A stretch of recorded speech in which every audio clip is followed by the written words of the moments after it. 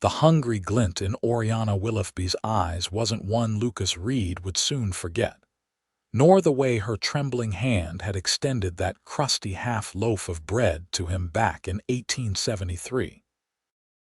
Even through the blood caked on his face and the fever that had nearly claimed his life, he'd recognized something rare in her, something worth surviving for. 10 years had passed since that fateful day. Lucas adjusted his weathered Stetson against the harsh New Mexico sun as he guided his dappled stallion across the arid plains toward Copper Creek. The town had grown since he'd last laid eyes on it. A proper bank now stood where once there'd been only a ramshackle trading post, and the saloon had expanded to 2 stories. But Lucas wasn't here to marvel at progress. He was here to find her. The memory of Oriana had sustained him through the darkest nights on the open range, through cattle drives and gunfights, through winters so bitter they'd claimed the lives of lesser men. She'd been just 17 then, he 22, when he'd stumbled half-dead into her father's homestead after outlaws had ambushed him and stolen his horse, his guns, and nearly his life. "Water your horse and yourself, stranger," the livery owner called as Lucas dismounted at the edge of town. "Been riding hard by the looks of it," Lucas nodded, leading his stallion to the trough.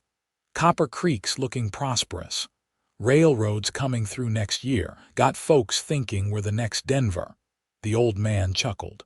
"What brings you our way?" Lucas considered his words carefully. "Looking for the Willoughby place."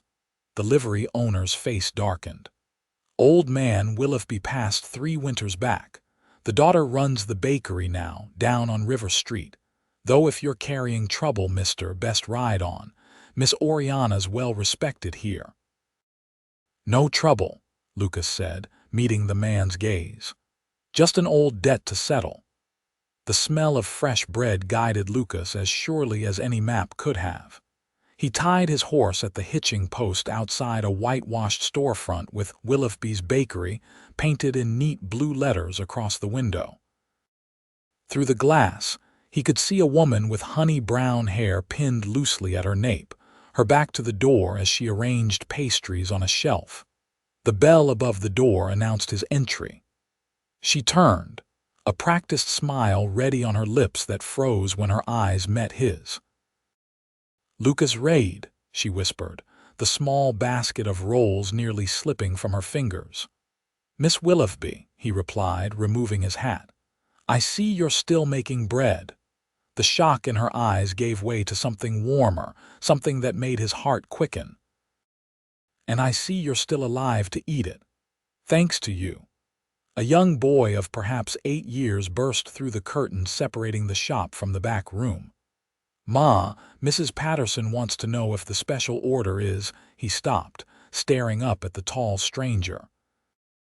"William," Oriana said, her voice steady despite the flush in her cheeks, "please tell Mrs. Patterson her pies will be ready within the hour." The boy glanced between them before disappearing behind the curtain again. "Your son?" Lucas asked, though he already knew the answer from the boy's eyes, Oriana's eyes. "Yes." She busied herself with the display. "You've been gone a long time, Mr. Reed." "Lucas," he corrected. "And yes, I have. But I made a promise to myself that I'd come back when I had something worth offering." Her hands stilled. "And do you have something worth offering?" Before he could answer, the door opened again, admitting a well-dressed man with a silver watch chain gleaming across his vest. "Afternoon, Oriana. Those cinnamon rolls smell divine." "Mr. Blackwood," she nodded politely. "Just pulled them from the oven." The man's eyes flickered to Lucas, assessing the dust on his clothes and the gun at his hip. "Don't believe I've had the pleasure." "Lucas Reed," he said, extending no further information. "Franklin Blackwood," the man replied. "I own the bank here in Copper Creek." He turned back to Oriana with a smile that spoke of familiarity. "I was hoping we might continue our conversation from Sunday's church social. Perhaps over dinner this evening." Lucas watched as Oriana carefully wrapped 4 cinnamon rolls in brown paper. "I'm afraid I have inventory tonight, Mr. Blackwood. Perhaps another time." The banker's smile tightened almost imperceptibly. "Of course. Another time." He paid for his purchase and departed with a tip of his hat, the look he gave Lucas making it clear he viewed him as an unwelcome intruder. "Seems you've caught the banker's eye," Lucas observed once they were alone. "Mr. Blackwood has been persistent," she acknowledged. "He's a respected man in town. And you, what do you respect in a man, Oriana?" She looked at him then, really looked at him, and Lucas felt as exposed as he had that day when she'd found him bleeding and broken on her father's land. "Honesty," she said finally, "and the courage to face what's before him rather than ride away from it." The words stung, as they were meant to. "I didn't ride away from you, Oriana. I rode away to become worthy of you." A customer entered, ending their conversation. Lucas retreated to a corner as Oriana attended to a stream of patrons, each greeting her with genuine warmth. It was clear she'd made a place for herself here, earned respect beyond what her father's name might have afforded her. When the shop emptied again, she flipped the sign on the door to "closed" and turned to face him. "You should know that William's father died before he was born." Lucas nodded slowly. "I'm sorry for your loss, are you?" She moved behind the counter, creating distance between them. "What did you really come here for, Lucas? To make good on a promise." "What promise?" He took a step toward her.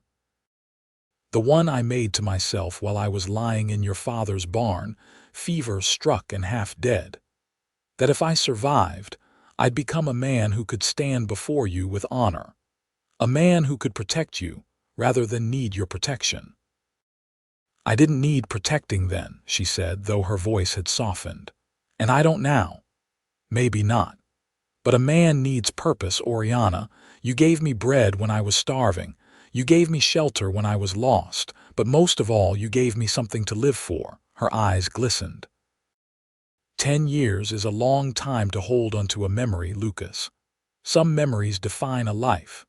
He closed the distance between them, stopping just short of touching her.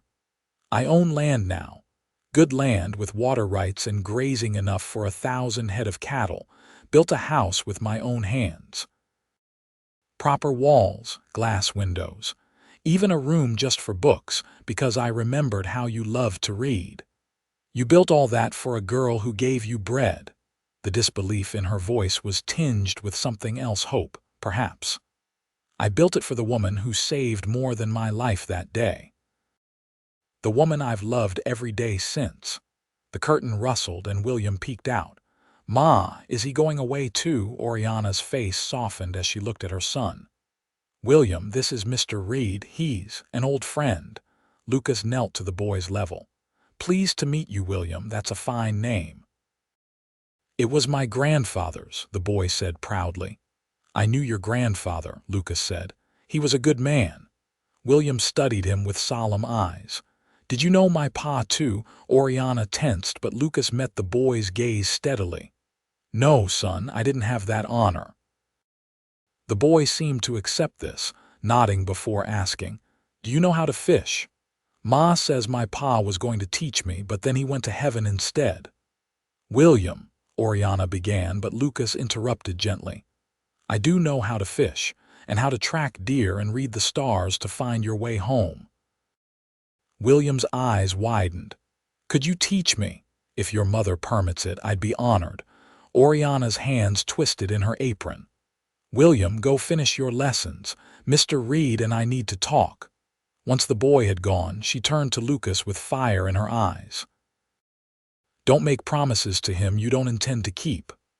"I've never broken a promise in my life," Lucas said quietly, "and I don't intend to start now. You rode away.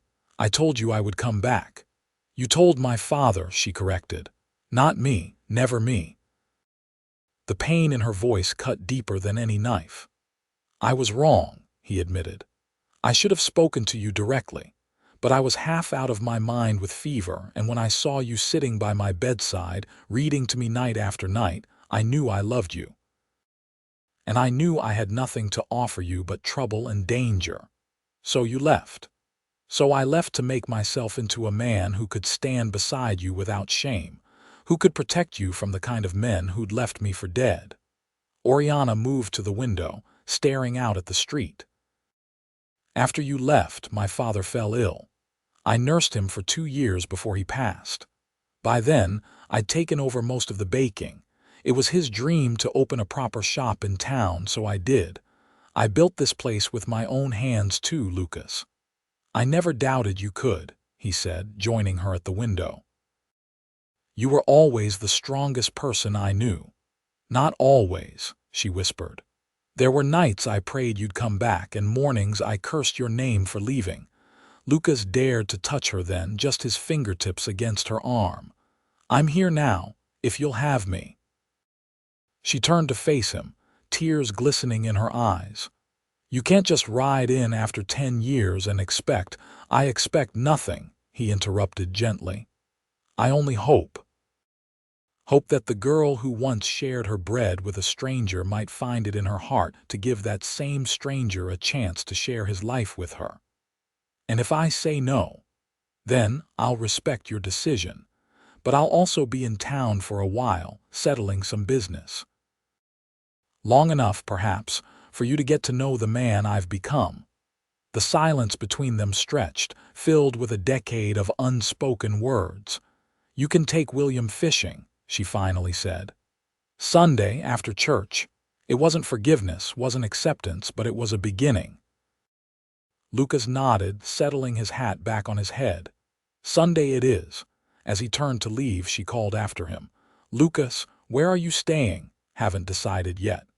The boarding house on Pine Street is clean. Mrs. Henderson serves a decent breakfast," he smiled. "Thank you, Oriana and Lucas." Her voice caught. "I'm glad you're not dead." He tipped his hat, heart lighter than it had been in years. "Makes 2 of us, Miss Willoughby, makes 2 of us." The boarding house was indeed clean, if sparse. Lucas unpacked his meager belongings, a change of clothes, a weathered copy of Shakespeare's sonnets he'd carried across the territories, and a small leather pouch containing his life savings. Most of his wealth was in land and cattle, but he'd brought enough cash to see him through an extended stay in Copper Creek. As he washed the trail dust from his face, Lucas studied his reflection in the spotted mirror above the washbasin. Lines creased the corners of his eyes now, and a thin scar ran along his jawline where a rustler's knife had caught him 3 winters back. He was no longer the broken young man Oriana had nursed back to health, but neither was she the girl who'd read poetry to him by candlelight. She was a woman now, a mother with roots sunk deep into Copper Creek soil, and he was asking her to consider uprooting her entire life for him. "Fool," he muttered to himself, though without conviction. He'd come too far to turn back now. The next morning, Lucas rose before dawn and headed to the livery.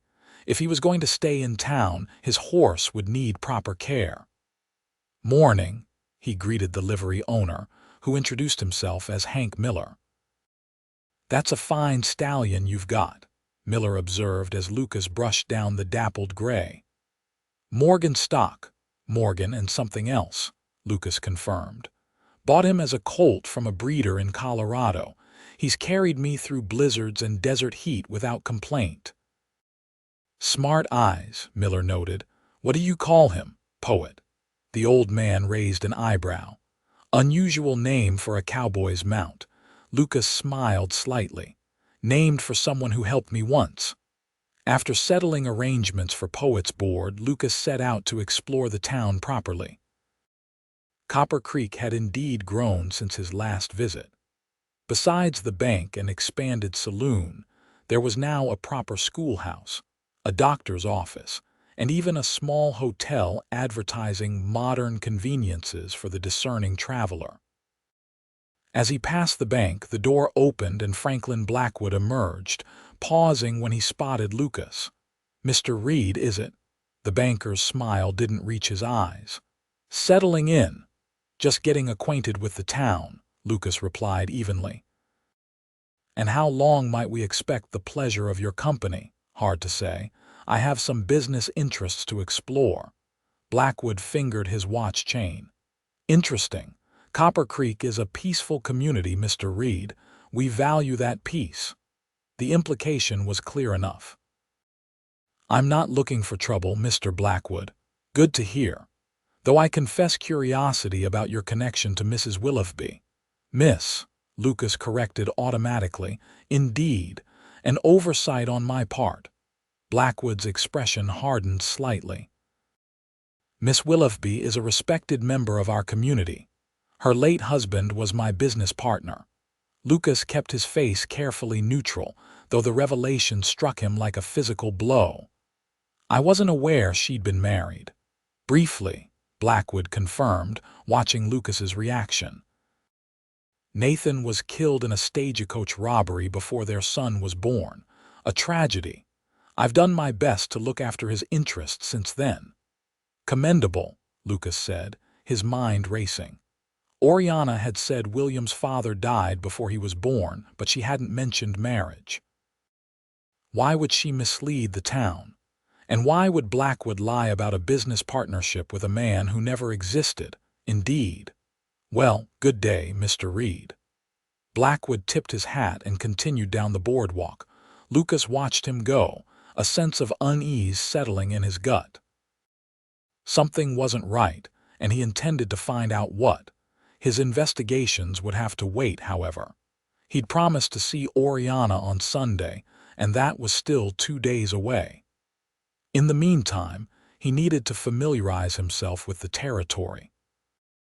Lucas spent the afternoon riding the outskirts of town, noting the changes 10 years had wrought on the landscape. New homesteads dotted the prairie, and irrigation ditches cut through land that had once been too dry to farm. Progress had come to this corner of the territory, bringing both opportunity and complication. By the time he returned to town, the sun was setting.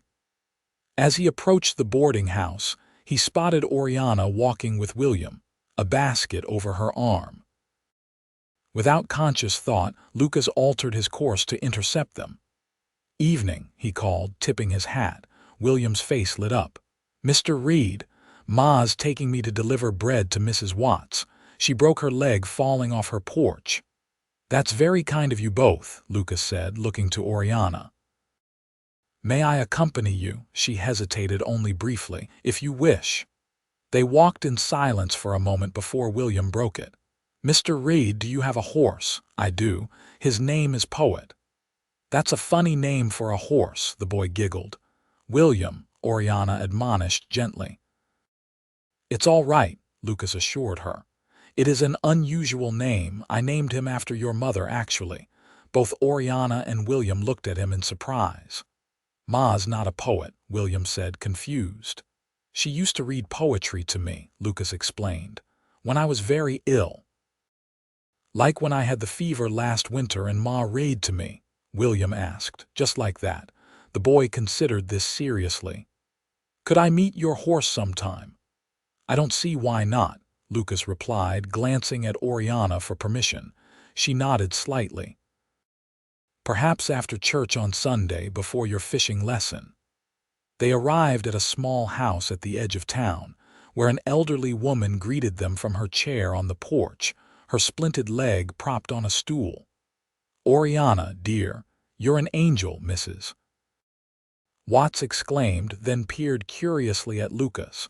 "And who's this handsome stranger?" "Lucas Reed, madam," he introduced himself. "Just passing through." "He's taking me fishing on Sunday," William announced proudly. "Is he now?" Mrs. Watts's shrewd eyes darted between Lucas and Oriana. "How nice." After delivering the bread and exchanging pleasantries, they started back toward town. The evening had grown cooler, and Lucas noticed William shivering slightly in his light jacket. Without a word, he removed his coat and draped it around the boy's shoulders. William looked up in surprise, then grinned. disappearing almost entirely within the oversized garment. "Thank you," Oriana said quietly when William ran ahead to examine a toad on the path. "It's nothing." "It's not nothing to him," she replied. "His grandfather died when he was 5. He doesn't remember much about having a man in his life." Lucas chose his next words carefully. "Blackwood mentioned your husband today." Oriana stiffened. "Did he?" "He said he was his business partner, Nathan, I believe he called him." She walked several paces in silence before responding. "Franklin Blackwood has been trying to court me for 3 years, Lucas. He's invented several versions of William's father in that time, each one more connected to himself than the last." "So there was no husband?" Her eyes flashed with rare anger. "No, there was no husband. There was a man who made promises he didn't keep." "Does that sound familiar?" The barb found its mark. "Oriana, we should get back," she interrupted. "It's getting late and William has school tomorrow." They walked the rest of the way in silence, broken only by William's occasional excited observations about stars appearing in the darkening sky. When they reached the bakery, Oriana ushered William inside before turning back to Lucas.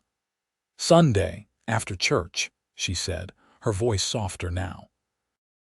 "William will be looking forward to it. And you?" Lucas dared to ask.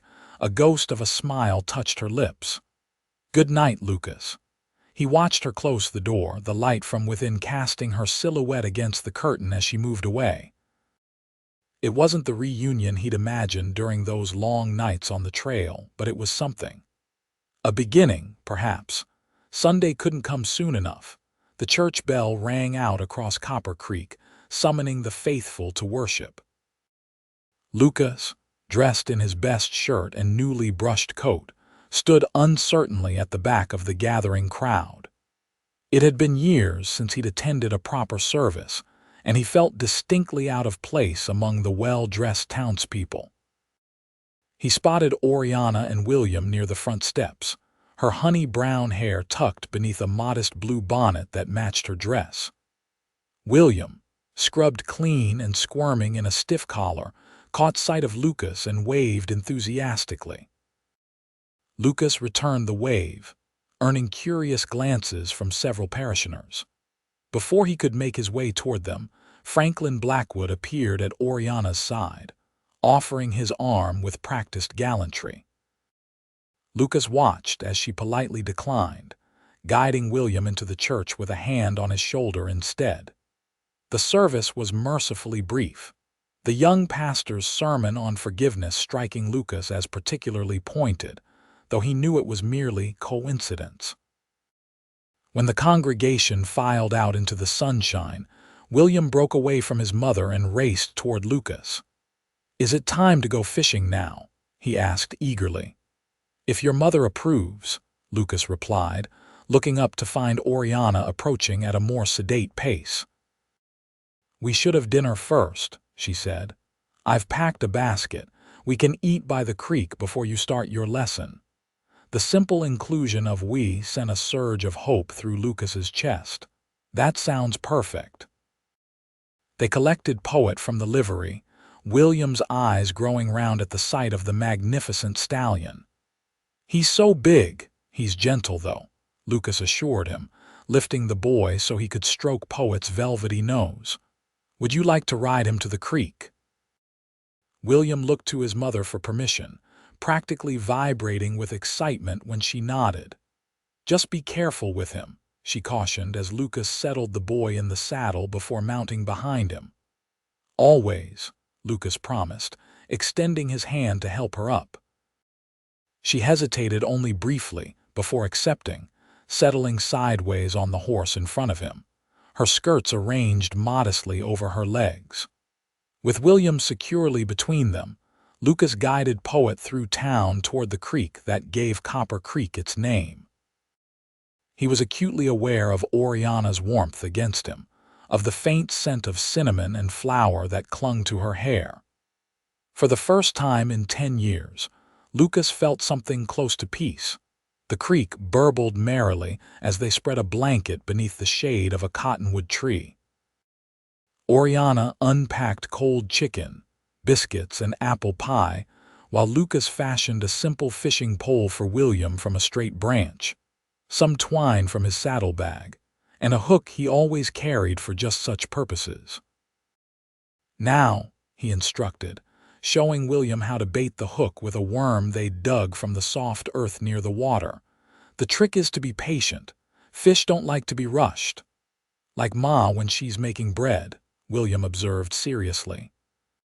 "She says you can't rush good bread or it won't rise proper." Lucas smiled, glancing at Oriana. "Your mother is a wise woman." The afternoon unfolded in a gentle rhythm of fishing, eating, and conversation. William caught 2 small trout, his excitement so great that Lucas feared he might fall into the creek in his enthusiasm. They cleaned the fish together, Lucas showing the boy how to do it properly with minimal waste. "Can we cook them?" William asked. "For supper." "It's getting late," Oriana began, but Lucas interrupted gently. "I can build a small fire. It won't take long to cook fish this fresh." She relented, and soon they were roasting the trout over a carefully tended flame.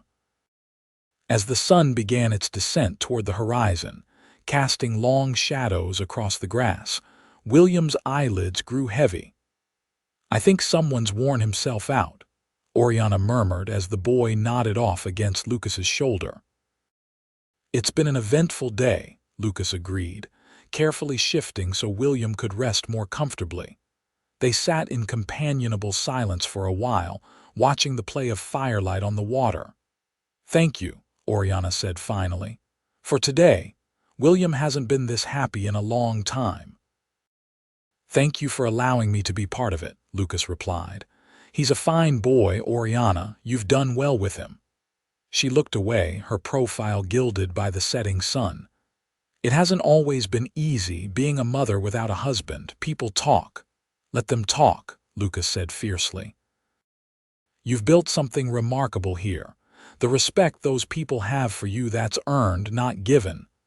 "Not all respect comes without conditions," she said quietly. "Mr. Blackwood has made it clear that his continued patronage of the bakery is tied to his hope that I'll eventually accept his proposal." Lucas felt a surge of anger. "Has he threatened you?" "Not directly. But a widow with a fatherless child can't afford to make enemies of powerful men in a small town." "You're not a widow," he pointed out gently. She sighed. "It was easier to let people believe that than to face the judgment that comes with being an unwed mother." "And William's father?" Oriana was quiet so long that Lucas thought she might not answer. When she did, her voice was barely above a whisper. "There was a cattle buyer who came through twice a year. Handsome, charming. I was 19, grieving my father, lonely. He promised to come back and marry me." She shook her head. "When I wrote to tell him I was expecting, the letters came back unopened." Lucas's hand found hers in the gathering darkness. "I'm sorry." "Don't be," she said with surprising firmness. "I have William and the bakery. My life is full." "But is it complete?" he dared to ask. Before she could answer, William stirred, blinking sleepily up at them.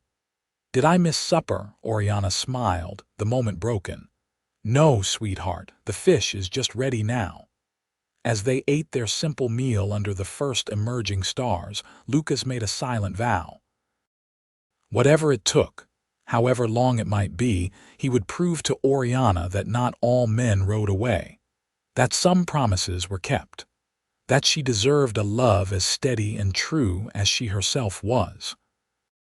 The ride back to town was quiet. William once again nestled between them, half asleep despite his protests that he wasn't tired at all. Lucas escorted them to the door of the bakery, where a lamp burned in the window. "Would you like to come in for coffee?" Oriana asked, surprising him. "I'd like that very much," he replied. While she put William to bed, Lucas explored the small living quarters behind the bakery.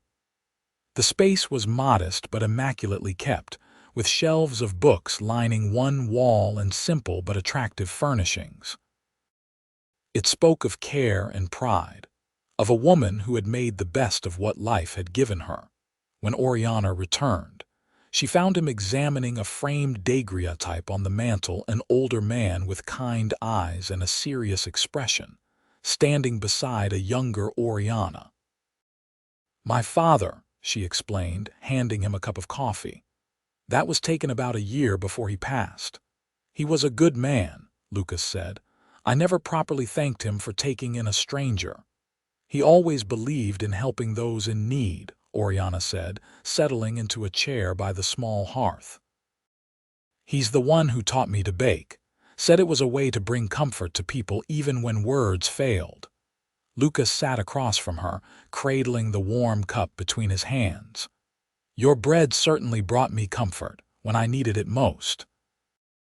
She smiled, a genuine smile that reached her eyes and made his heart skip. "You were half dead when Pa brought you in. Didn't think you'd make it through that first night." "I remember waking to find you reading to me," he said softly. "Tennyson, I think it was." "Ulysses," she confirmed. "It was my father's favorite, to strive, to seek, to find, and not to yield." "I've carried those words with me," Lucas admitted, "through some dark times." Oriana studied him over the rim of her cup. "You never told me what happened to you, how you came to be on our land, half dead and bleeding." Lucas set his coffee aside, the memories still vivid despite the passage of years. "I was working as a hired gun for a cattle baron in Texas. Not the most honorable profession, but I was young and thought I was invincible. We were moving a herd north when we were ambushed by a rival outfit.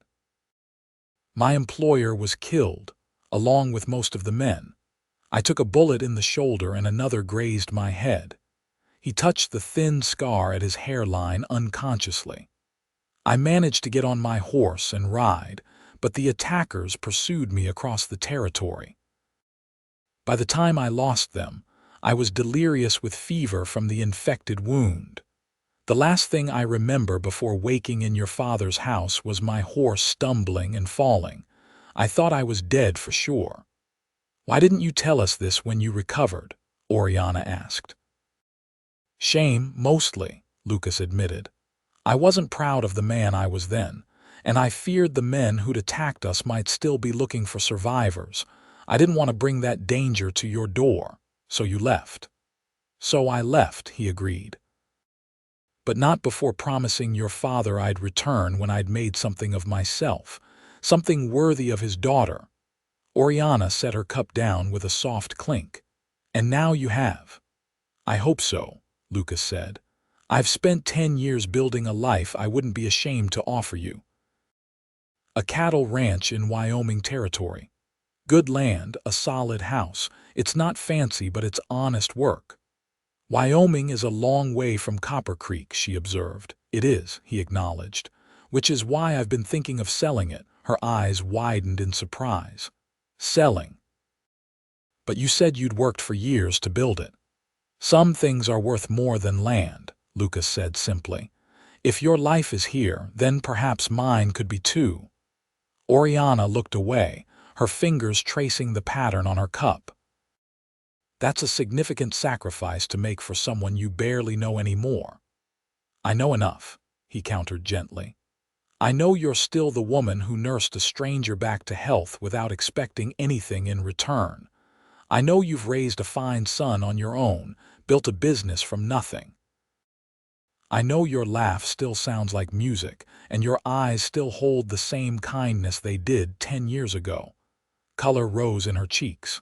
"Lucas, I'm not asking for an answer tonight," he assured her. "Only that you'll consider it. Consider me." She was quiet for a long moment before meeting his gaze. "I've built a life here, Lucas. A good life. William has school friends. The bakery is finally turning a reliable profit." "I understand that," he said. "That's why I'd consider staying here if you'd have me." "And what would you do in Copper Creek? There aren't many ranches nearby." Lucas smiled. I've learned more than just ranching in 10 years. I can build, repair, hunt, and I've saved enough to invest in a business if the right opportunity presented itself." The clock on the mantel chimed 9, startling them both. "It's getting late," Oriana said, rising from her chair. "I have to be up before dawn to start the baking." Lucas stood as well, knowing their time together was ending for now. "Thank you for today, Oriana. For sharing your son with me, your table." "William had a wonderful time," she said, walking him to the door. "He'll be talking about those fish for weeks." "And you?" Lucas asked, pausing at the threshold. "Did you have a wonderful time too?" In the soft lamplight, Oriana's eyes were luminous. "Yes," she admitted softly. "I did." Lucas wanted nothing more than to take her in his arms then, to kiss her as he'd dreamed of doing for 10 long years. But he restrained himself, knowing that trust needed to be rebuilt slowly, carefully. Instead, he took her hand and pressed a gentle kiss to her knuckles. "Good night, Oriana." Her fingers tightened briefly around his before she withdrew. "Good night, Lucas." As he walked back to the boarding house under a canopy of stars, Lucas's heart was lighter than it had been in years. He had much work to do, many bridges to rebuild, but for the first time since he'd ridden away from the Willoughby homestead a decade ago, he felt truly hopeful about the future. The next morning, Lucas rose early, his mind already turning over possibilities. If he was to stay in Copper Creek, he would need to establish himself, find a way to contribute to the community. But first, he needed to understand the town better, particularly the role Franklin Blackwood played in it. He made his way to the town's small cafe for breakfast, where the proprietor, a jovial woman named Mrs. Fletcher, was only too happy to share local gossip. "Been in town long, Mr. Reed?" she asked as she poured his coffee. "Just a few days," he replied. "Though I passed through about 10 years back." "Well, you wouldn't recognize the place now," she said proudly. "We've got the railroad coming next year, a proper school, and Mr. Blackwood's even talking about bringing in a telegraph line." "Mr. Blackwood seems to have a hand in most everything here," Lucas observed casually. Mrs. Fletcher nodded enthusiastically. "Oh, he's been a blessing to this town. Came in about 7 years ago, bought the bank when old Mr. Simmons retired. Started lending to folks who wanted to improve their properties, investing in new businesses. Why, he even helped Miss Willoughby set up her bakery after her father passed." "Did he now?" Lucas kept his tone neutral. "Indeed he did. Loaned her the money for the equipment, helped her find the storefront. Course, everyone knows he's sweet on her." Mrs. Fletcher leaned in conspiratorially. "Been courting her for years, but she keeps him at arm's length. Some say it's because she's still mourning her husband, but between you and me, I think she's just fiercely independent." "Admirable quality," Lucas said, earning an approving nod from Mrs. Fletcher. "That it is, though life's easier with a partner, especially raising a child alone." She refilled his cup without being asked. "Speaking of, I saw you with them yesterday heading out to the creek. You know the family?" Lucas considered his answer carefully.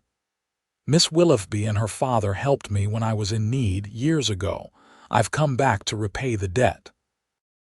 "Well, isn't that nice?" Mrs. Fletcher said, though her eyes held speculative interest. "Miss Oriana could use a friend. She works too hard, that one." Armed with this information and more gathered through casual conversation throughout the morning, Lucas found himself outside the bank just after noon. If Blackwood had helped Oriana establish her business, perhaps he wasn't the rival Lucas had initially assumed. Still, something about the man's possessive attitude toward Oriana rankled him. The bank was a handsome building of red brick with large windows and polished brass fixtures. Inside, a teller directed Lucas to Blackwood's private office at the rear. "Mr. Reed," Blackwood greeted him with practiced cordiality. "What brings you to my establishment? Looking to open an account, perhaps?" "Actually," Lucas said, taking the offered seat, "I'm interested in discussing business opportunities in Copper Creek. I understand you're something of an authority on local enterprise." Blackwood leaned back in his chair, fingers steepled. "I do have my finger on the pulse of commerce here. What sort of business interests you?" "I've been successful in cattle ranching," Lucas explained. "But I'm looking to diversify. With the railroad coming, I imagine there will be significant growth in the area." "Indeed," Blackwood nodded. "Though I must say, Mr. Reed, you strike me as more of a transient sort. Business investment requires commitment to a place." "I'm considering putting down roots," Lucas replied evenly. "I find I like Copper Creek." Blackwood's expression cooled slightly. "Is that so? And would your interest in our town have anything to do with a certain baker on River Street?" There it was, the territorial challenge Lucas had been expecting. He met Blackwood's gaze steadily. "Miss Willoughby is an old friend. Beyond that, my business interests stand on their own merits." "Of course," Blackwood said smoothly. "Though I feel obliged to mention that Miss Willoughby's business operates with the support of this bank. I would hate to see anything disrupt that arrangement." The implied threat wasn't even thinly veiled. Lucas kept his expression neutral with effort. "I've always believed that a woman of Miss Willoughby's caliber deserves only the best support, financial and otherwise." Blackwood's smile tightened. "Indeed. Well, Mr. Reed, if you're serious about investment opportunities, I'd be happy to discuss them. Perhaps after you've had more time to consider whether Copper Creek is truly where you wish to settle." "I appreciate your time," Lucas said, rising. "I'll be in touch." As he left the bank, Lucas's mind was racing. Blackwood's veiled threat suggested that Oriana's business might be more dependent on his goodwill than she had let on. If the banker felt threatened by Lucas's presence, he might make things difficult for her. Lucas needed to understand exactly what hold Blackwood had over Oriana's bakery. And for that, he needed to speak with her directly. The bakery was busy when Lucas arrived, with a line of customers waiting for Oriana's renowned afternoon bread. He took his place at the end, content to wait and observe. Oriana moved efficiently behind the counter, her smile warm but professional as she served each patron. A young girl of perhaps 14 assisted her, wrapping purchases and making change. When Lucas finally reached the counter, Oriana's smile faltered briefly before strengthening. "Mr. Reed, what can I get for you today?" Understanding the formality was for the benefit of curious onlookers, Lucas played along. "I've heard your cinnamon rolls are not to be missed, Miss Willoughby." "Just baked fresh this morning," she confirmed, selecting 2 of the largest from the display case. As she wrapped them, she added in a lower voice, "William hasn't stopped talking about yesterday. He's already planning what you'll teach him next." Lucas smiled. "I'm glad to hear it. I enjoyed our outing as well." He leaned in slightly, keeping his voice low. "I was hoping we might speak privately when you have a moment. It's about a business matter." Curiosity flickered in her eyes. "I close at 5. William is having supper at his friend's house tonight." "I'll return then," Lucas promised, paying for his purchase and tipping his hat as he departed. The hours until 5 o'clock passed slowly. Lucas used the time to explore more of the town, noting potential business opportunities and getting a feel for the community. Copper Creek was indeed a town on the rise, with new construction at its edges and a bustling main street. The coming railroad would only accelerate its growth.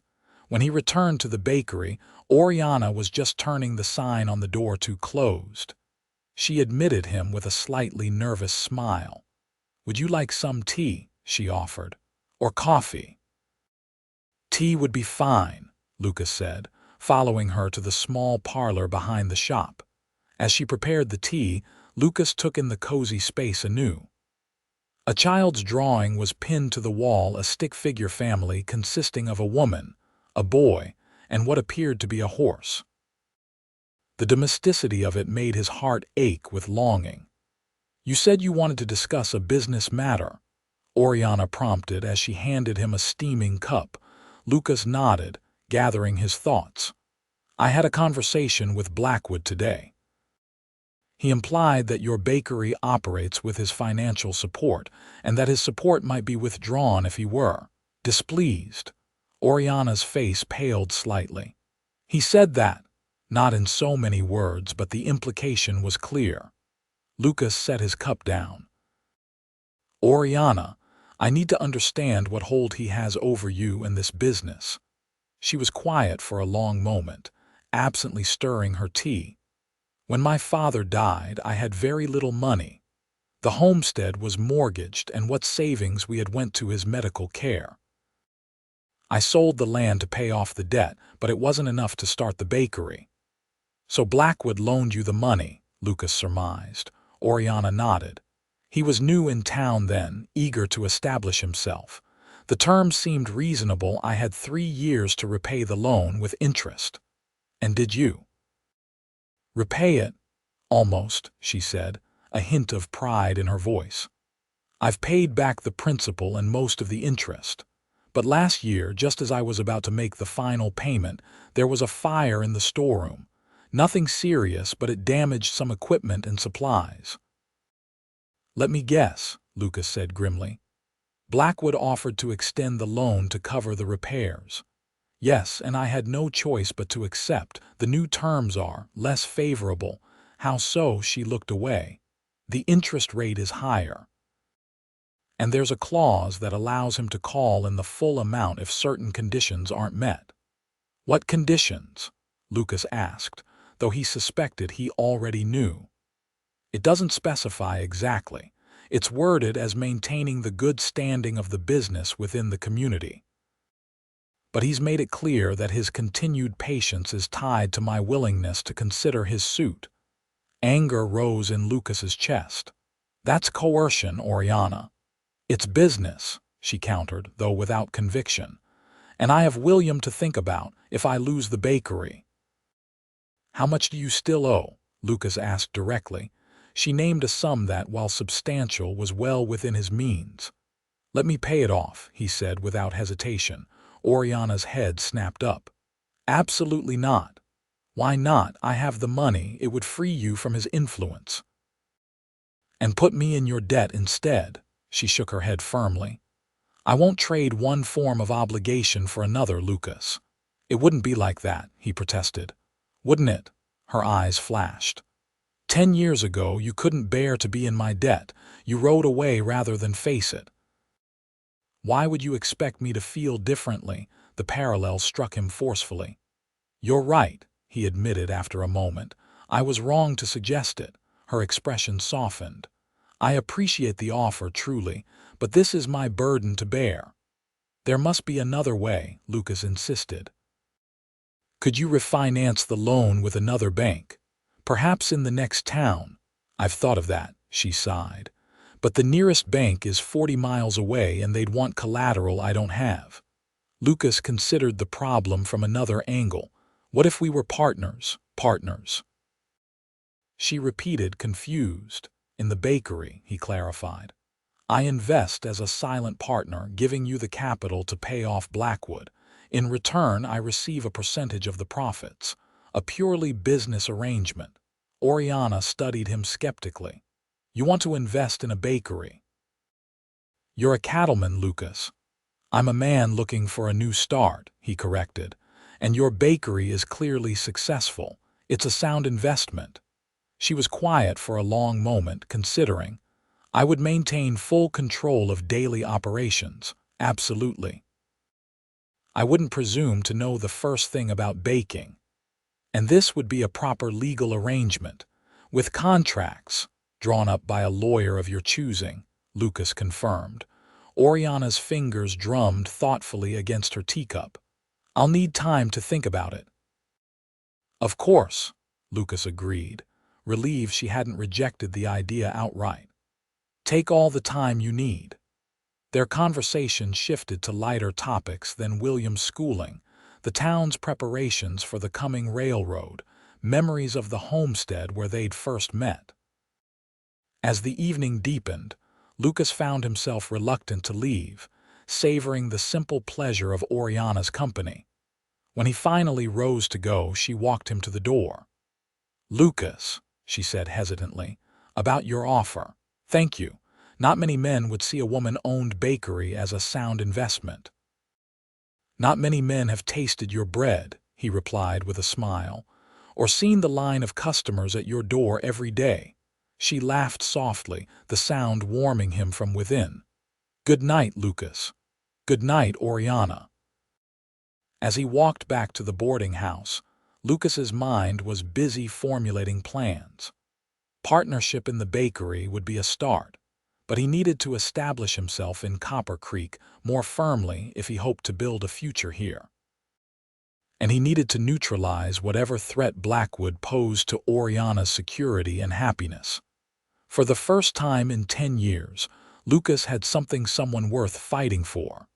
And this time, he wasn't riding away.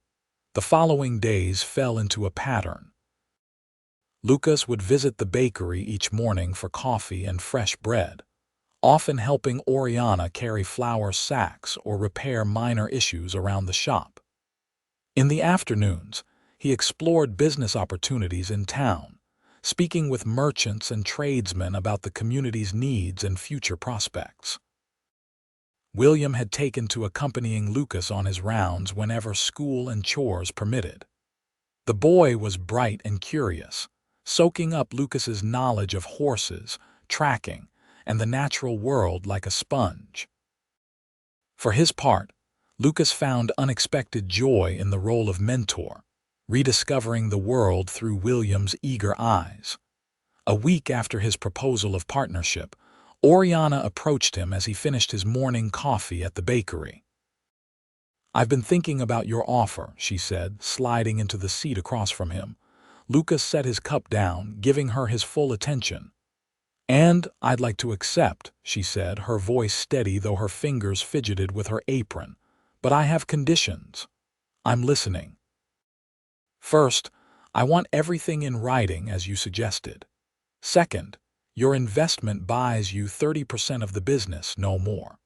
Third, this arrangement remains between us until the loan is paid off. I don't want Blackwood to know where the money came from." Lucas considered these terms. "The first two are perfectly reasonable, but the third might be difficult. Blackwood is a banker, he'll want to know the source of funds." "Let me handle Blackwood," Oriana said with surprising firmness. "I'll tell him I've been saving secretly, or that a relative left me an inheritance. He doesn't need to know about your involvement."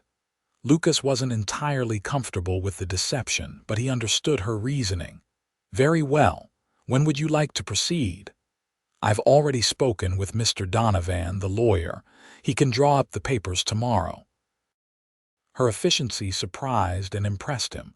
"You've given this considerable thought." "I've had to," she said simply.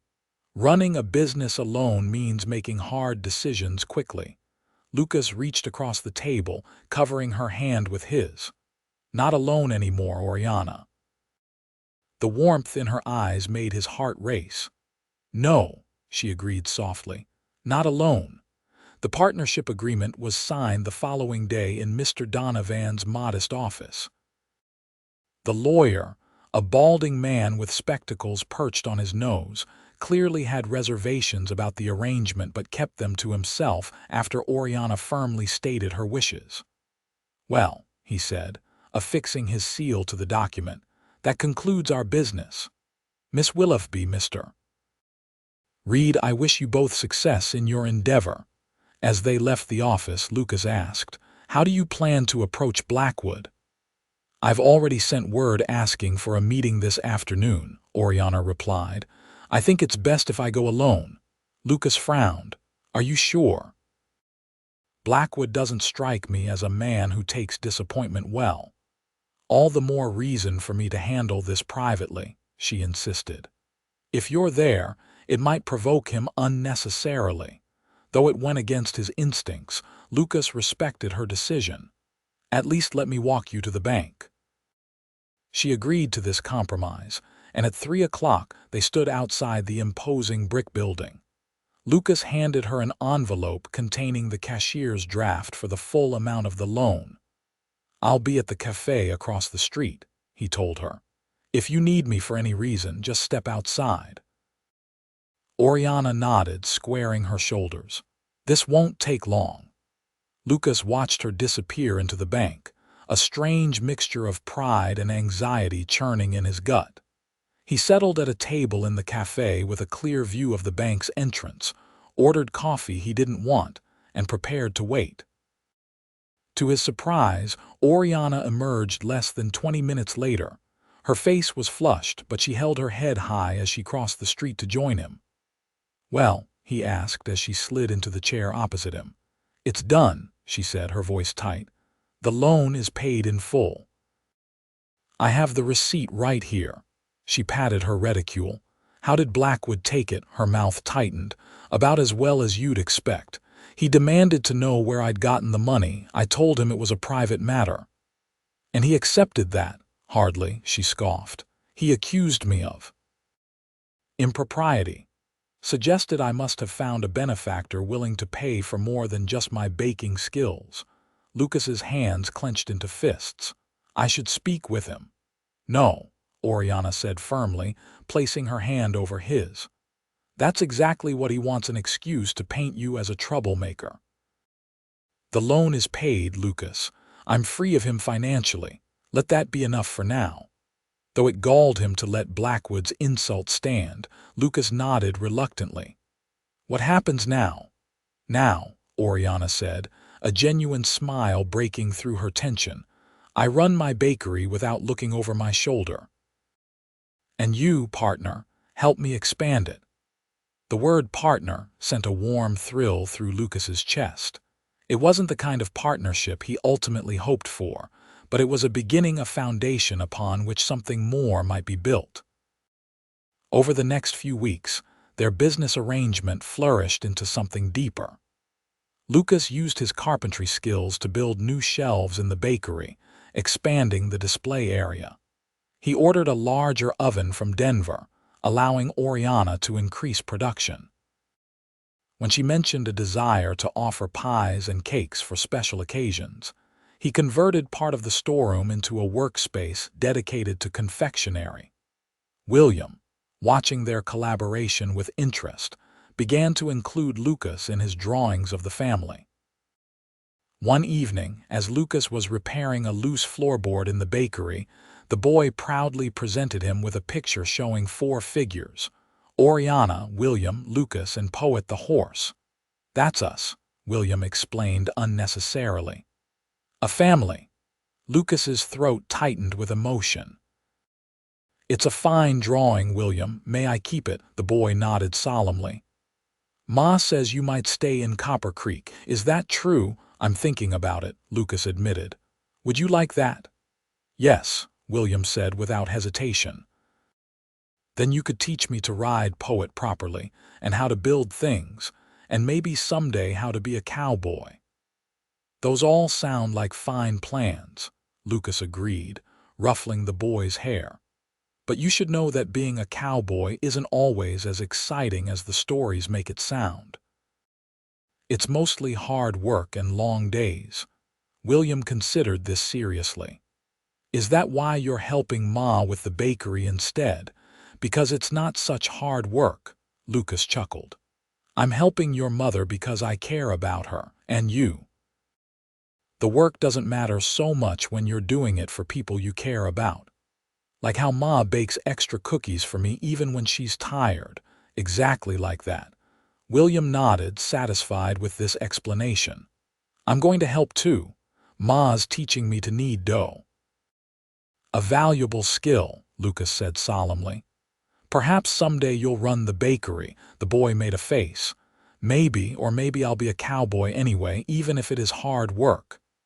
You've got time to decide, Lucas assured him. Many years yet. Later that evening, after William had gone to bed, Lucas shared the conversation with Oriana as they sat by the hearth, going over the bakery's accounts. "He's becoming quite attached to you," she observed, a hint of worry in her voice. "Is that a problem?" Lucas asked carefully. Oriana set aside the ledger she'd been reviewing. "It could be, if you decide to leave again." The implication was clear. It wasn't just William who might be hurt if Lucas rode away. "I'm not leaving, Oriana." "You say that now," she replied, her eyes on the fire. "But you're a man used to open spaces and freedom. Copper Creek is a small town, and the bakery business is a far cry from cattle ranching. Do you think I'm unhappy here?" She met his gaze directly. "Are you?" "No," Lucas said without hesitation. "I've never been happier." Oriana studied him, searching for any sign of insincerity. "What about your ranch in Wyoming?" "I've written to my foreman," Lucas told her. "Asked him to look into selling it. There's a neighboring rancher who's been trying to buy the land for years." Her eyes widened. "You're serious about staying?" "I am," he confirmed. "Though I should tell you, my plans extend beyond just the bakery partnership." "Oh." A touch of wariness entered her expression. Lucas took a deep breath, knowing this moment had been building since he first rode into town. "Oriana, 10 years ago I left because I felt I had nothing worthy to offer you. I've spent a decade building a life, becoming a man who could stand before you with pride. A man who could protect rather than need protection." He reached for her hand, heartened when she didn't pull away. "I came back to Copper Creek with one purpose: to find you, to see if there might still be a chance for us. These past weeks have only strengthened what I've known in my heart for 10 years. I love you, Oriana. I want to build a life with you and William if you'll have me." Tears glistened in her eyes. "Lucas, you don't need to answer now," he hurried to add. "I know this is sudden. I know you need time to be sure. I'm willing to wait, to prove myself to you day by day." She squeezed his hand, her voice thick with emotion. "It's not a matter of proving yourself. You've done that already in 100 small ways since you returned." "Then what is it?" Oriana took a shaky breath. "Fear. I've been alone so long, responsible for everything. The thought of trusting someone else, of allowing myself to be vulnerable again, it terrifies me." "I would never hurt you," Lucas vowed. "Not willingly." "I believe you," she whispered. "That's what scares me most of all, that I believe you, that I want to believe you." Lucas raised her hand to his lips, pressing a gentle kiss to her palm. "Then believe me, Oriana. Believe that I love you. That I will spend every day of my life trying to deserve you." She moved then, closing the distance between them, her free hand coming up to touch his face. "You already do," she breathed, and then her lips were on his, tentative at first, then with growing confidence. Lucas pulled her closer. 10 years of longing poured into a single kiss. When they finally parted, both breathless, he rested his forehead against hers. "Is that a yes?" Oriana laughed softly, tears and joy mingling in her eyes. "I think I've loved you since you first woke up in my father's house and asked for more bread. I've compared every man I've met to the memory of you, and they've all fallen short. It's a yes, Lucas Reed. I will build a life with you." The world seemed to still around them, the moment crystallizing into something perfect and precious. Then the moment was broken by a small voice from the doorway. "Are you and Mr. Reed going to get married, Ma?" They turned to find William standing there in his nightshirt, sleep-tousled but alert. Oriana beckoned him over, making room for him between them on the sofa. "Would you like that, William?" she asked gently. "If Mr. Reed became part of our family," the boy considered this with the grave seriousness of childhood. "Would you still teach me to fish and ride?" he asked Lucas. "Of course," Lucas promised, "and many other things besides." Would we live here or at your ranch? Lucas looked to Oriana, unwilling to presume. She smiled, answering for them both. We would live here, at least for now. Mr. Reed has decided to stay in Copper Creek. William nodded, apparently satisfied. Then I think it would be good, especially if we could get a dog. Lucas laughed, relief and joy bubbling up within him. I think a dog could be arranged. Then yes, William declared with the decisive clarity of childhood. You should marry Ma. Oriana hugged her son close, her eyes meeting Lucas's over the boy's head. The love he saw there made his heart swell almost painfully in his chest. After 10 years of wandering, Lucas Reed had finally found his home. The news of their engagement spread through Copper Creek like wildfire. Most townspeople received it with congratulations and good wishes, though a few raised eyebrows at the speed of the courtship. Mrs. Fletcher at the cafe was particularly delighted, claiming she'd seen it coming from the moment that handsome Cowboy rode into town. Franklin Blackwood's reaction was less enthusiastic. He cornered Lucas outside the general store 2 days after the announcement, his normally smooth demeanor cracked to reveal the anger beneath. A convenient arrangement, he said coldly. You arrive in town, mysteriously become Miss Willoughby's business partner and within weeks her fiancé. One might wonder about the timing. Lucas met his gaze steadily. One might, or one might accept that some connections run deeper than business. She was doing just fine before you appeared, Blackwood insisted. The bakery was thriving under my guidance, and William had proper male influence through community leaders like myself. Is that what you call it? Guidance? Lucas's voice hardened. Threatening to call in her loan if she didn't accept your suit, Blackwood's face flushed. That's a damned lie. Is it? Strange how quickly she found the means to pay you off once another option presented itself. Watch yourself, Reed, Blackwood warned. I have considerable influence in this town. It would be a shame if the community suddenly lost its appetite for Miss Willoughby's baking. Lucas stepped closer, his voice low but firm. Threaten her again in any way and you'll answer to me. Oriana has built something valuable here through her own hard work and talent. The town knows that, even if you don't. This isn't over, Blackwood hissed, but he backed away, straightening his vest in a futile attempt to regain his dignity. Not by a long shot. Lucas watched him go, troubled by the encounter but not particularly surprised. Men like Blackwood didn't relinquish control easily, especially when their pride was wounded. He would need to remain vigilant. For now, though, there were happier matters to attend to. Lucas and Oriana had set the wedding date for just 6 weeks hence, time enough for proper preparations, but not so long that malicious gossip could gain traction. The ceremony would be held in the town church, followed by a celebration at the newly expanded bakery. In the meantime, Lucas threw himself into preparations for their shared future. He purchased a vacant lot adjacent to the bakery, hiring local carpenters to begin construction on an addition to the living quarters. The expanded home would include a proper bedroom for William, a study where he could continue his education, and a master bedroom with windows overlooking the creek that ran behind the property. Oriana, watching the construction progress with mixed wonder and anxiety, confessed her concerns one evening as they sat on the bakery's back porch, planning the wedding. It's all happening so fast, she said, her fingers nervously twisting a pencil. The partnership, the engagement, this new house. Sometimes I fear I'll wake up and find it was all a dream. Lucas took her hand, stilling its restless movement. Not a dream, though I confess it feels like one to me as well. Are you sure about this, Lucas? All of it. You're investing so much, your savings, your future. In the only thing that matters, he finished for her. In us.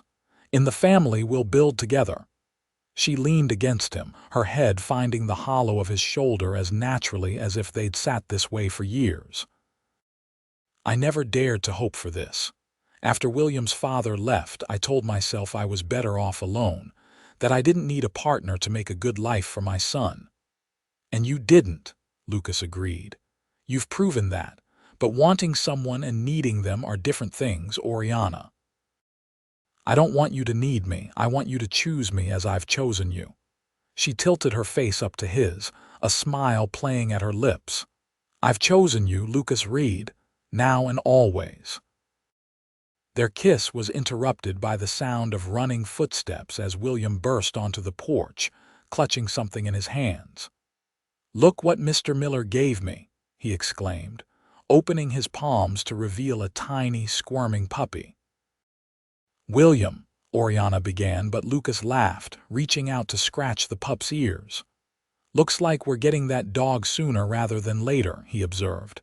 "His mother had 6 puppies," William explained breathlessly. "Mr. Miller said we could have this one because I helped clean the stables last week. Can we keep him, Ma? Please?" Oriana's attempt at sternness dissolved in the face of her son's pleading eyes, and Lucas suspected, the sight of the man she loved already bonding with the tiny creature. "I suppose we can," she relented.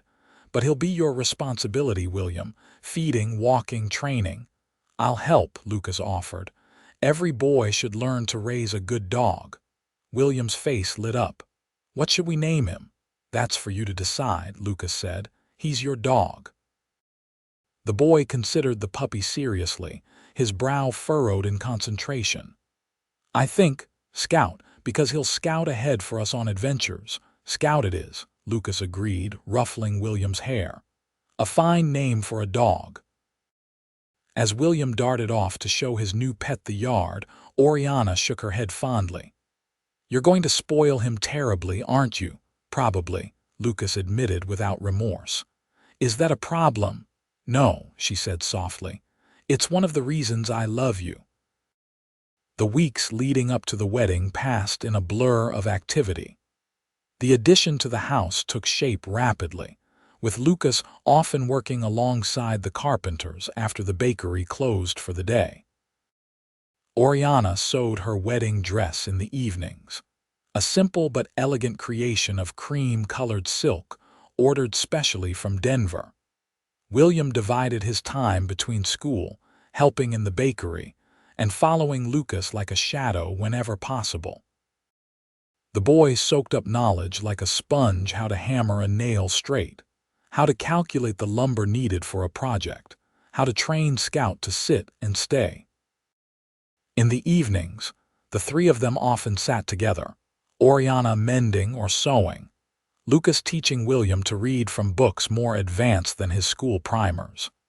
It was during one such evening, just a week before the wedding, that their peaceful domesticity was shattered.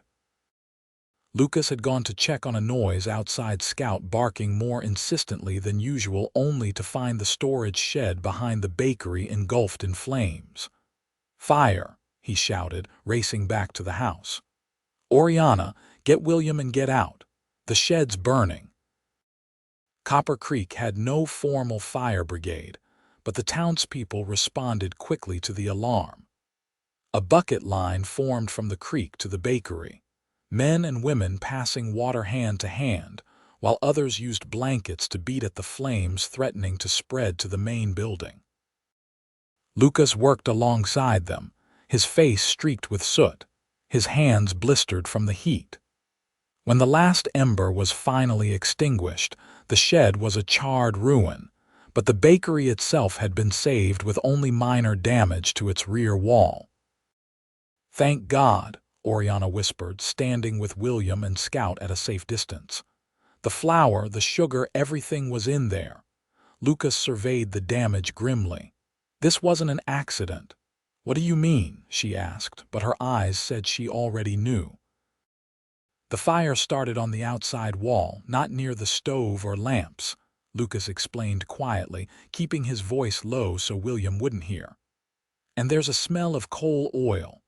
Oriana's face paled. "Blackwood, can't prove it," Lucas said grimly. "But who else would benefit from seeing your business suffer a setback just before our wedding, Mr. Reed?" Sheriff Taylor approached, his weathered face serious. "Bad business, this. Any idea how it started?" Lucas met Oriana's eyes briefly before answering. "Looks deliberate to me, Sheriff." "Coal oil on the outside wall." The sheriff's bushy eyebrows rose. "Arson. That's a serious claim. Anyone who might bear a grudge against Miss Willoughby." Before Lucas could respond, a familiar voice cut in. "Perhaps Mr. Reed himself should be questioned, Sheriff." They turned to find Franklin Blackwood standing at the edge of the crowd, immaculately dressed despite the late hour. "After all," he continued smoothly, "he stands to gain control of Miss Willoughby's business through their marriage. An insurance claim could provide a substantial sum to a man who's invested heavily in expanding the property." "That's absurd," Oriana snapped. "Lucas would never—" "It's all right," Lucas interrupted, placing a calming hand on her arm. "The sheriff knows his job." He turned to Taylor. "I was inside with Oriana and William when the fire started. Scouts barking alerted us." The sheriff nodded, unimpressed by Blackwood's insinuation. "Miss Willoughby's word is good enough for me. Still, I'll need to investigate. Arson's a hanging offense." "You might want to ask Mr. Blackwood where he was this evening," Lucas suggested, his eyes locked on the banker. Blackwood's smile didn't falter. "At the hotel dining room in full view of a dozen citizens, including Reverend Phillips. Feel free to verify, Sheriff." "I will," Taylor assured him, then turned back to Oriana. "Miss Willoughby is your stock insured?" "Yes," she admitted reluctantly. "Mr. Blackwood insisted when he held the mortgage on the bakery. Through his bank, I presume?" When she nodded, the sheriff sighed. "Well, that complicates matters. Still, I'll look into it. In the meantime, you might want to post a watch tonight in case whoever did this comes back." "I'll stay," Lucas said immediately. "As will I," offered Mr. Miller from the livery. "And I suspect a few other men would be willing to take shifts." True to Miller's word, several townsmen volunteered to watch the bakery through the night. As the crowd dispersed, Blackwood approached Lucas and Oriana, his voice pitched for their ears alone. "A terrible thing, fire," he observed. "So unpredictable. One never knows where it might strike next." Lucas stepped forward, but Oriana's hand on his arm restrained him. "Is that a threat, Mr. Blackwood?" she asked coolly. "Merely an observation, my dear. Insurance will cover the material losses, of course, but the disruption to your business at such a crucial time. Most unfortunate." "The bakery will open tomorrow as scheduled," Oriana informed him. "We lost supplies, not capability." Blackwood's smile tightened. "Admirable resolve. I wish you luck." As he walked away, Lucas turned to Oriana. "I don't like leaving you and William alone with him in town." "We're not alone," she reminded him. "We have friends here, Lucas. Good people who won't stand for this kind of intimidation." "Still, until the wedding, I think I should stay here at night," he insisted. "I can sleep in the new addition. It's nearly finished anyway." She nodded, the strain of the evening finally showing in her face. "I'd feel safer with you close by." Lucas pulled her into his arms, heedless of the few remaining onlookers. "No one is going to hurt you or William. I promise you that." "I know," she whispered against his chest. "That's why he's so desperate. He knows he's lost." The next morning, despite the setback, Oriana opened the bakery on time. Word of the fire had spread, and customers arrived in droves, many buying more than usual in a show of support. By noon, they had sold out of everything. "We'll need to bake through the night to meet tomorrow's demand," Oriana observed, tallying the day's receipts. "But we're short on flour and sugar." "I've already sent word to the general store," Lucas told her. "Mr. Henderson is setting aside what we need. And I've ordered replacements for everything we lost. to be delivered on tomorrow's stage. You think of everything, she said with a grateful smile. Not everything, he admitted, but I'm trying. The sheriff stopped by in the afternoon, his expression grave. Found coal oil residue on the shed wall just as you suspected, and footprints leading away toward the creek. Someone tried to cover their tracks, but not well enough. Can you trace them? Lucas asked. Lost them at the water, Taylor admitted. Whoever it was knew what they were doing. But I did find this. He held up a silver cufflink. Fancy piece, initials engraved. Oriana leaned closer. F.B. Franklin Blackwood, Lucas confirmed. The sheriff nodded. Seems likely, but it's not conclusive proof. Could have been planted to throw suspicion his way. By whom? Oriana asked incredulously. Who else would want to harm us? That's what I aim to find out, Taylor promised.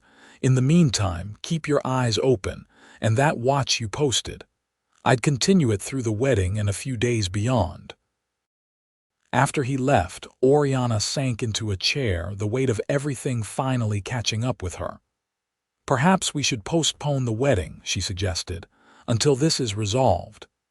Is that what you want? Lucas asked carefully. No, she admitted, but I'm afraid, Lucas.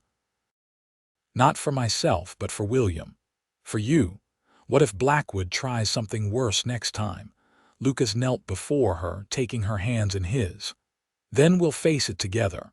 Postponing only gives him what he wants, more time to try to drive us apart. She met his eyes, drawing strength from his certainty. You're right. We've waited 10 years already. I won't wait a day longer than necessary to be your wife. The week passed in a flurry of preparation, both for the wedding and for possible further trouble. Lucas and several trusted men took turns watching the bakery at night. The new addition was completed just in time, and Oriana's wedding dress hung ready in the closet of what would soon be their shared bedroom. The morning of the wedding dawned clear and bright, as if nature itself approved of the union.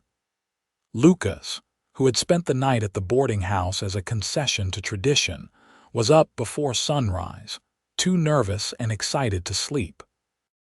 He dressed with care in new clothes ordered from Denver, a black suit, crisp white shirt, and string tie.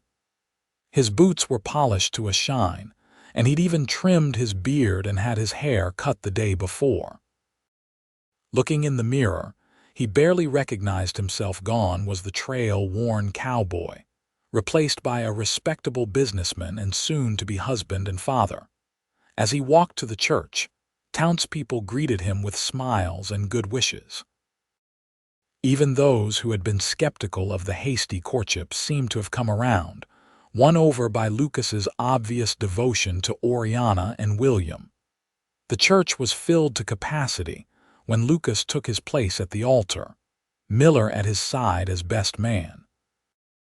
A hush fell over the congregation as the door opened and William entered, proudly carrying the rings on a small cushion.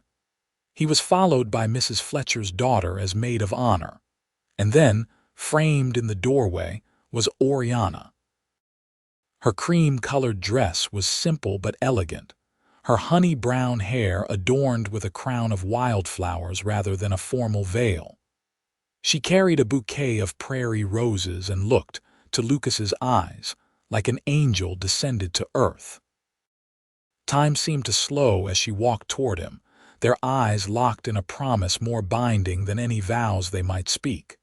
When she reached him, he took her hand, marveling at how perfectly it fit within his own. "Dearly beloved," the Reverend began, but Lucas barely heard the words. All he could see was Oriana, the woman who had saved his life with bread and kindness, who had haunted his dreams for a decade, who was now pledging herself to him for all time. When it came time to speak his vows, Lucas's voice rang clear and true through the church. "I, Lucas Reed, take you, Oriana Willoughby, to be my lawfully wedded wife. I promise to love, honor, and protect you in sickness and in health, in good times and bad, for as long as we both shall live." Tears glistened in Oriana's eyes as she repeated her own vows, her voice steady despite the emotion visible on her face.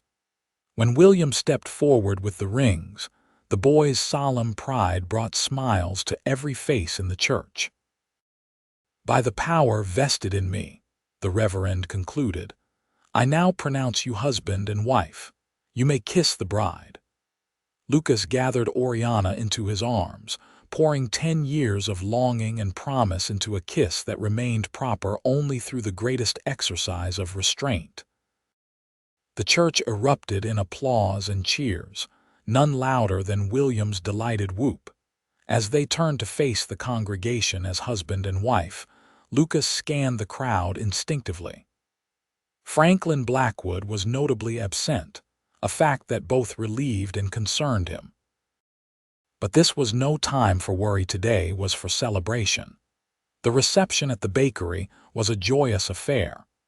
Tables had been set up in the main room and spilled out onto the street, laden with food contributed by friends and neighbors.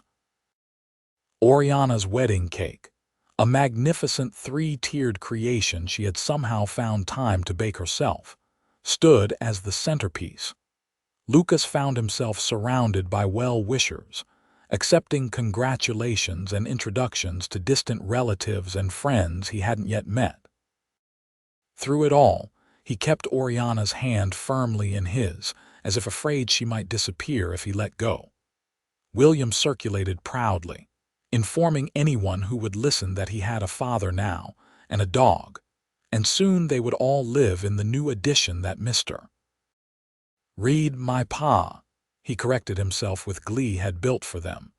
As the celebration continued into the evening, Lucas pulled Oriana away for a quiet moment in what was now their home. "Happy, Mrs. Reed?" he asked, stroking her cheek. "Happier than I ever thought possible," she assured him, leaning into his touch. "Though I still can't quite believe it's real."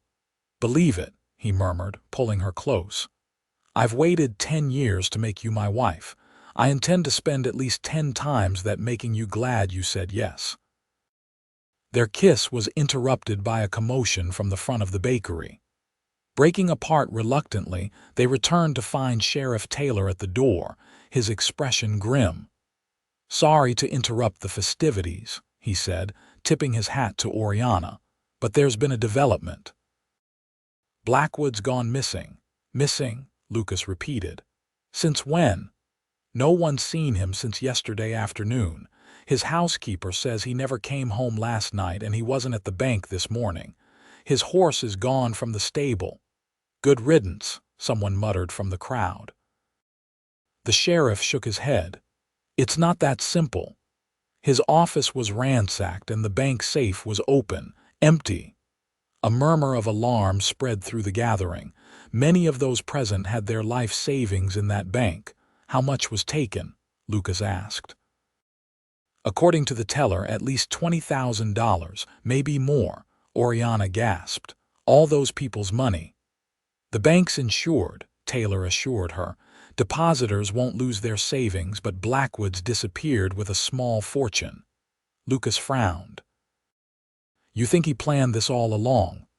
"The fire was what a distraction, or revenge," the sheriff suggested. "Either way, I've got men searching, but he's got a good head start." The mood of the celebration had shifted, concern replacing joy as people began to worry about their savings and what Blackwood's disappearance might mean for the town. Lucas turned to Oriana, ready to suggest they end the reception early, but she was already addressing the crowd.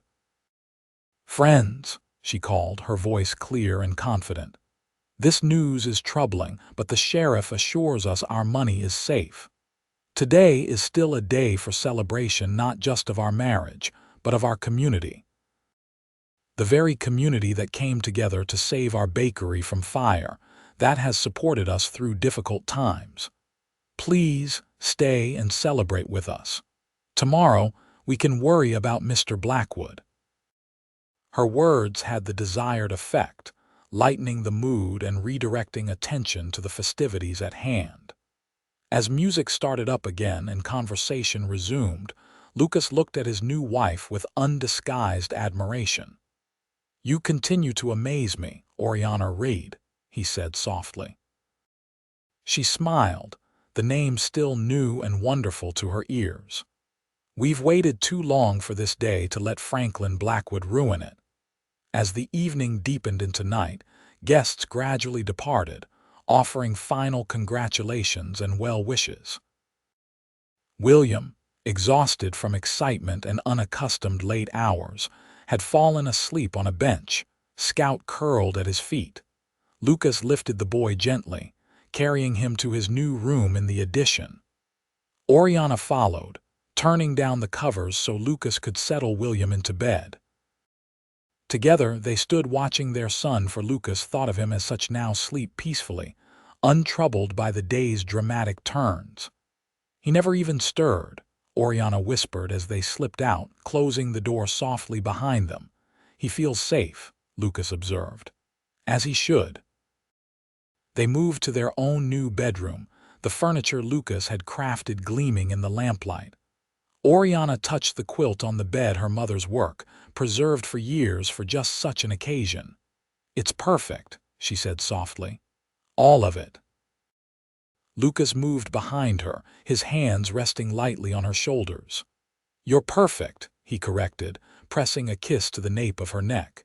She turned in his arms, her eyes meeting his with a mixture of love and lingering concern. "What will happen now, with Blackwood gone?" "Now," Lucas said firmly, "we begin our life together. Whatever Blackwood has done, wherever he's gone, that's for the sheriff to worry about. Tonight is for us." Oriana's worried expression softened, giving way to something warmer, more intimate. "Yes," she agreed, reaching up to loosen his tie. "Tonight is for us." Later, as moonlight spilled through the new curtains and Oriana slept peacefully beside him, Lucas reflected on the journey that had brought him to this moment. From a half-dead drifter to a husband and father, from a man with nothing to offer to one with everything to protect. The girl who had once shared her bread with him had now shared her life, her son, her future. Whatever challenges tomorrow might bring, and he had no doubt there would be challenges, Lucas knew with bone-deep certainty that he was exactly where he was meant to be. Home at last, with the woman he loved. The next morning, Lucas woke to find Oriana already up, the smell of coffee and fresh bread filling their new home. He dressed quickly and found her in the kitchen, William at the table eating breakfast, Scout at his feet hoping for scraps. "Good morning, husband," Oriana greeted him with a smile that made his heart race. "Good morning, wife," he replied, pulling her in for a kiss that made William giggle and cover his eyes. "Pa, are we still going fishing today?" the boy asked, the new title rolling naturally off his tongue. Lucas looked to Oriana, who nodded. "We promised him, remember, to celebrate the wedding." "Then fishing it is," Lucas agreed, ruffling William's hair as he sat down to his own breakfast. They spent the morning by the creek, William proudly teaching Scout to retrieve sticks from the shallow water while Lucas and Oriana sat hand in hand on the bank. It was a perfect day, unmarred by thoughts of Blackwood or the complications his disappearance might bring. Those complications made themselves known soon enough, however. Upon returning to town, they found Sheriff Taylor waiting at the bakery, his expression grave. "Found Blackwood," he announced without preamble. "Or what's left of him." Oriana gasped, her hand flying to her mouth. "What do you mean?" "His horse came back to the livery this morning, saddle empty. We followed its trail and found Blackwood about 5 miles out of town. Looks like the horse threw him. He hit his head on a rock." "Is he—" Oriana couldn't complete the question. "Dead," Taylor confirmed. "Must have happened right after he left town with the money. Speaking of which, we found most of it in his saddlebags. Some might have scattered when he fell, but the bulk of it's recovered." Lucas felt a complex mixture of emotions: relief that the threat Blackwood posed was ended, regret for the waste of a life, concern for how this would affect the town.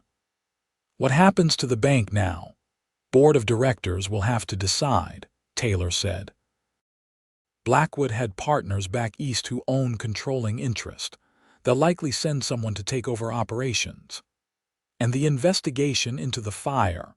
Oriana asked. "Closed, I reckon. Found coal oil in Blackwood's house matching what was used on your shed, and those fancy cufflinks." "The matching one was in his vest pocket." Lucas nodded, unsurprised. "So he did set the fire." "Looks that way. Man was desperate, I'd say, saw his influence slipping away and couldn't handle it." The sheriff shook his head. "Sad end to a man who could have done a lot of good for this town." After Taylor left, Oriana sank into a chair, visibly shaken. "I never wished him dead," she said softly, "despite everything." "Of course you didn't," Lucas assured her, kneeling beside her. "This was an accident, Oriana, a tragic one, but not your fault or mine." "I know," she sighed. "It's just so final, so unnecessary." William, who had been listening from the doorway, approached cautiously. "Ma, is Mr. Blackwood in heaven with Grandpa now?" Oriana pulled her son into a hug. "I hope so, sweetheart. I truly hope so." Life in Copper Creek gradually returned to normal in the weeks following Blackwood's death. The bank reopened under temporary management while awaiting a permanent replacement from the east. The bakery thrived, with Lucas's improvements allowing Oriana to expand her offerings and even hire an assistant to help with the increased demand. Their home life settled into a comfortable rhythm. Mornings began with breakfast together before William left for school, and Oriana and Lucas opened the bakery. Afternoons often found Lucas teaching William riding or fishing or helping with his schoolwork. Evenings were for family games, reading, planning for the future. It was during one such evening, about 2 months after the wedding, that Oriana made an announcement that changed everything once again. "I have something to tell you both," she said, setting aside her mending. "William, Lucas, we're going to have a baby." William's eyes widened. "A baby brother." "Or sister," Lucas added, his voice thick with emotion as he gathered Oriana into his arms. "When? Spring," she told him, smiling through happy tears. "Dr. Bennett confirmed it yesterday." Lucas kissed her, too overwhelmed for words. A child of their own, a sibling for William, a family even more complete than he had dared to dream. "Are you happy?" Oriana asked softly when they parted. "Happy doesn't begin to describe it," he assured her. "Oriana, you've given me everything. A home, a son, your love, and now a child. I never thought such happiness was possible." "Nor I," she admitted. "When you rode away 10 years ago, I thought that was the end of any chance for us. Now I see it was just the beginning." William, who had been considering this news with characteristic seriousness, spoke up. "I'll teach the baby to fish when it's big enough, and how to throw a ball for Scout." "You'll be a wonderful big brother," Oriana assured him, drawing him into their embrace. As they sat together, planning for the new addition to their family, Lucas reflected on the strange, winding path that had led him back to Oriana. From that first taste of her bread when he was more dead than alive, to this moment of perfect contentment, it had been a journey of 10 years and 1,000 miles, but worth every step. She was the girl who had once shared her bread with him, saving his life in more ways than she knew. Now, as her husband, he would spend the rest of his days sharing his life with her, every joy, every challenge, every moment precious beyond measure. Outside, the sun set on Copper Creek, painting the sky in hues of gold and crimson. Inside, in the warm glow of lamplight, Lucas Reed held his family close and knew with absolute certainty that he had finally come home.